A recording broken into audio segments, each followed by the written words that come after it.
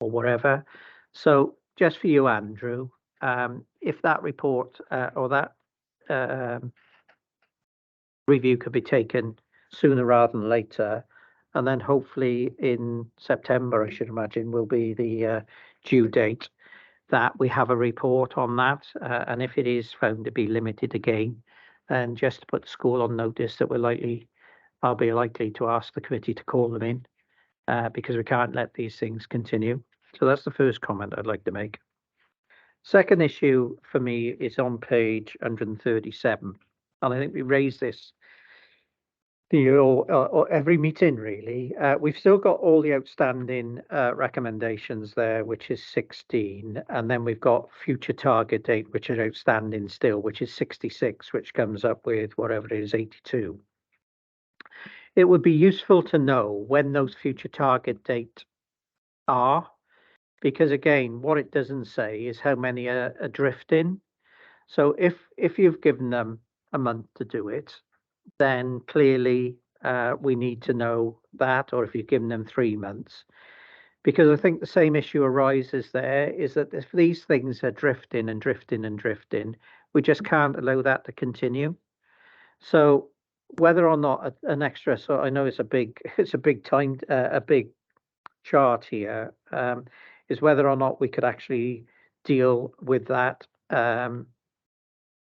in that terminology, because again, the direct payments one, which was the final report date June 22, which is now over a year, nearly a year old, we've still got one outstanding recommendation.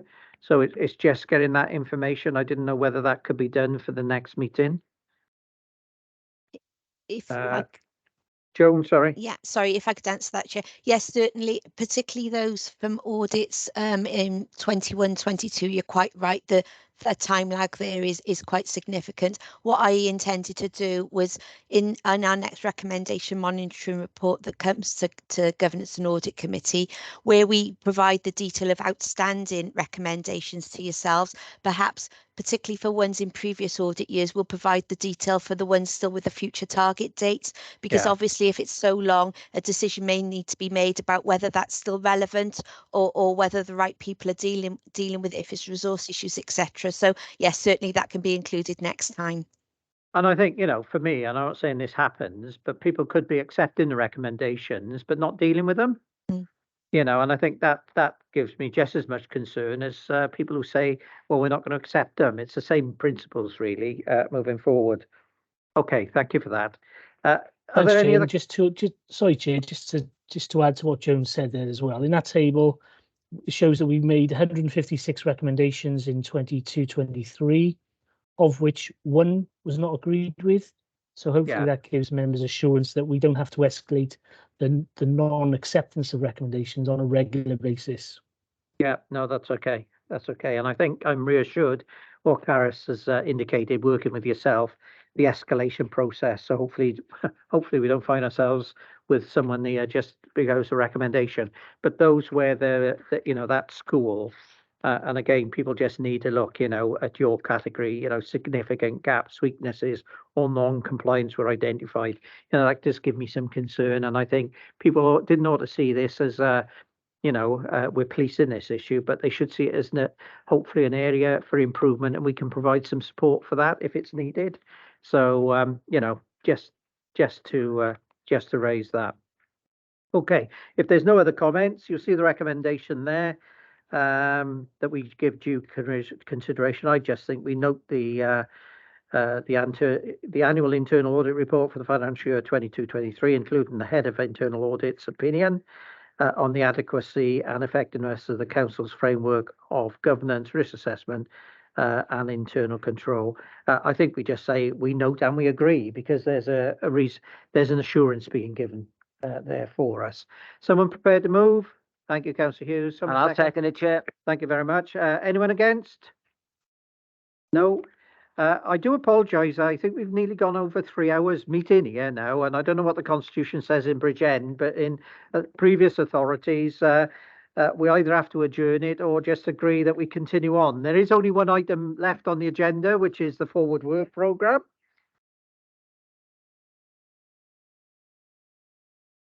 Yeah. Yeah. Yeah. Yeah. No, that's okay. No, that's okay. I agree. I agree with that. But you know, I'm just mindful that people haven't had a break for 3 hours. So item 16 then is the forward work programme. Thank you, Chair. I'll be very brief. For the recording, it's Deborah Exton, Deputy Head of Finance. Standing agenda item, the forward work programme. So it's attached at Appendix A to the report, and also the items for the next meeting on the 26th of July are under the table on paragraph 3.2. As you can see, that's quite a full meeting agenda as well, so you may want to have a discussion about that. Just a couple of things to note. So following the meeting today, we will add the Code of Corporate Governance onto the forward work programme for September. Fraud's been mentioned quite a lot today, and the corporate fraud report is one of the reports coming to committee in July, so that will give you quite a bit of information on any fraud issues that have happened in the council over the past year. You've also got the draft statement of accounts, the unaudited version, on the agenda for July, and you might have noticed that we've put a calendar entry into your calendars for the 13th of July for a member development briefing, an overview of the statement of accounts. So hopefully that should help to cut down some of the queries that you may have then when we get to committee in July, to give you a bit more understanding of that. And in relation to complaints, we will put that on the agenda again for November to give an update on where we are following discussions outside of the meeting. So that's all I wanted to say, Chair. Thank you. Thank you for that, Deborah. I endorse what Richard said. I think sometimes some of these long agendas maybe need to be split into two. You know, you never know how long it's going to be until you actually get here. And, you know, for me, the debate has been really vibrant today and very relevant points. And what you don't want is to stifle that. So I think we just need to have a discussion whether we have a special just to deal with some issues or whatever. But maybe we can discuss that. Any questions on the report?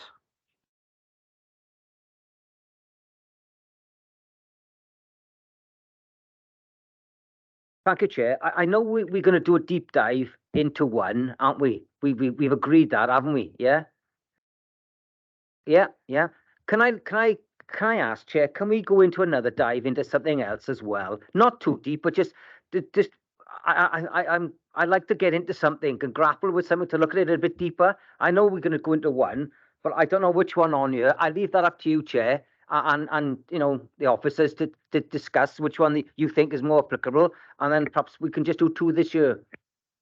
I think the intention is maybe to bring one to every committee, but it's just receive that assurance, isn't it? In some respects, is that like we did with cyber?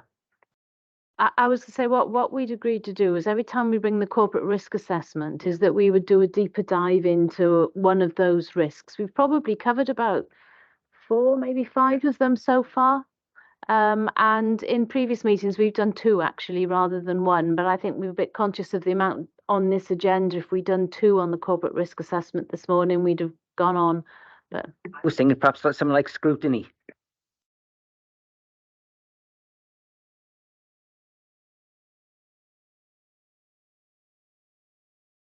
Can we have a discussion outside the meeting? Because again, you know, we're here to ensure the assurance of the mechanism, and I just welcome a discussion with Caris and the monitoring officer, really, or the lawyer, just to sort that out. Martin. Thank you, Chair. I'll try and put my camera on. Sorry, my apologies. With regard to the forward work programme, something that I and some of my colleagues in our group, and I think it might have been shared across the council as well, have had some concerns, perhaps too strong a word, but would like some reassurance on is a review of the capital programme, and not so much the content of the capital programme. I think that quite rightly belongs in a scrutiny in the scrutiny committee, but the governance of the capital programme. And I'm thinking the way we forecast, because we've seen some high profile projects have some very last minute increases. So the process of forecasting, the process of approvals, levels of approvals, and delegated authorities. I do have concerns that delegated authorities could tie the hands of the council depending on what it is, and I could go into that at a future point should it be on the agenda. So again, to be clear, it's not about the content of the capital programme. It's more an assurance that we have a consistent and robust approach to identifying capital projects, forecasting them, understanding risk, because that's something we never see on the capital programme papers. So just understanding the whole thing and having assurance that we've got consistency across the authority, and some form of benchmarking against other sectors and other industries that do carry out large capital undertake large capital programs. I know we had a briefing a week or two ago, and it was mentioned by Caris that there are different ways of doing things within different directorates. So I'd like to explore that if we could. It doesn't have to be next month. It doesn't have to be this quarter. But if we could look at that certainly before the budget is set, I would think that would be a valuable piece of work, and might offer Councillor Granville the deep dive he's looking for. I wonder, Councillor Williams, whether or not that's something that we were just saying now. I'm not sure if Audit Wales are going to do some work in that area. If they are, that might cover it. But also whether or not if it's something that you want looked at, I wonder whether we ask Audit to look at it first. And then they could report back with their findings to Audit Committee, which will hopefully reassure you. But maybe we could do a deep dive into that once we've had an audit done, so that we know what the issues may or may not be. Would that be a way of dealing with it? I mean, I'd welcome that, whatever the mechanism is, and it does seem sensible to have. And again, audit is about assurance. It's not about criticism. It's about providing assurance that we have that in place. We've discussed this before, and I come from a place where the very, very strict controls around the way capital programs are managed. But that's not to say that we haven't got them in our authority. It's just they look different to what I would recognise. So it would be good, and I'd support that. In that case, if it's all right with you, Chair, I'll take it away and talk to Joan and Andrew about it, and we'll draw up a project brief for internal audit to have a look at it. Yeah, I think that would be useful. I think the only comment I'd make is we've got to be very careful about where we cross over here. The council will have a treasury management strategy in regards to its capital. It's not for us, as I think as Councillor Williams said, it's not for us to interfere on the capital programme of this authority. Our reassurance is if it sets a capital programme, it's got the money to pay for it. And it's got the mechanisms by which, if there's a substantial increase, as there has been in previous years, of cost of materials, cost of staff, inflationary costs, that the programme is flexed so that you as 151 finance officer actually can meet those requirements. And it may well be that you get a report in due course to say, actually, we can't afford what you set in 2023 because we haven't got any money.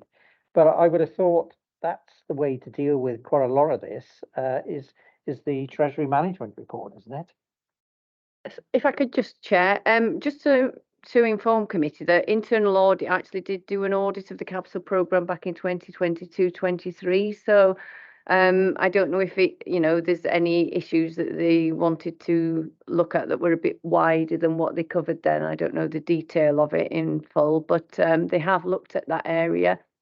And like you said, Chair, there is obviously the capital strategy that goes through the scrutiny process before it goes to Cabinet and Council earlier in the year. So there is some scrutiny and review of that already in place. Williams? Thank you, Chair. Maybe I'm not making myself clear. It's more to do with the forecasting, the accuracy and timeliness of forecasting, and how that informs the capital programme. I have no particular issue. There are political issues, of course there are, between what we actually choose to do and what we don't do, but that's from another place. It's the forecasting of things, the lateness or the apparent lateness of large increases rushed approvals, that sort of thing, and risk and contingencies. And I'm not convinced that's been covered in other reports I've seen in the last 12 months, certainly. Yeah. And the process, not the quantum, the process of how it's managed. Yeah. Can I suggest then that, Caris and Deb take it away with Nigel, because again, that there's a part to play not only the council officers but also the Treasury management advisors the authority uses. I would have thought in regards to capital and investments and the points Councillor Williams makes there, and that we come back to you on that point in due course. Okay, if there are no other comments, then you see the recommendation that we approve the updated forward work programme for 23-24, subject to the amendments that Deb's going to make and include in it. And again, as I said, I'll discuss with Caris and the team whether or not we need a sort of an extra one in when we got large agenda items, so that you as elected members can get on with doing what else you need to do, rather than spend 3 hours, 18 minutes in this chamber on governance and audit. So can I have someone to move the recommendation, please? Thank you. Can I have a seconder? I'll second it, Chair. Thank you very much. Anyone against? Nope. Thank you very much. Item 17, any urgent items? There have been none.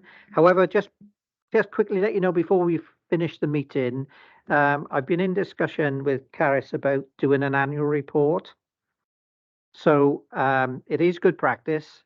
SIPFA set it out as good practice that as an audit and governance and audit committee, we should do an annual report. So we should critique ourselves and also get people's views on how we have been performing. I've asked if we can do excuse the terminology, a quick and dirty piece of work.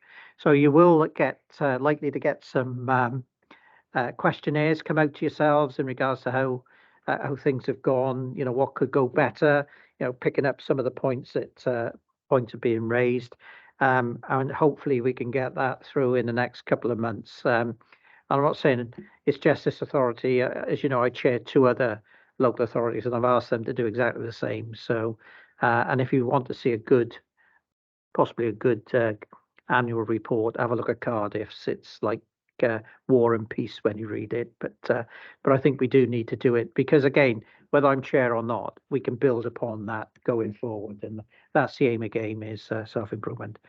So on that note, I formally close the meeting. Can I thank everyone for their stay in power today? I think it's been a very good meeting, lots of discussion, very productive and moving forward. I'd like to thank the officers as well for staying a distance as well, and for everyone who's participated. So thank you very much, and see you at the next meeting. Thank you.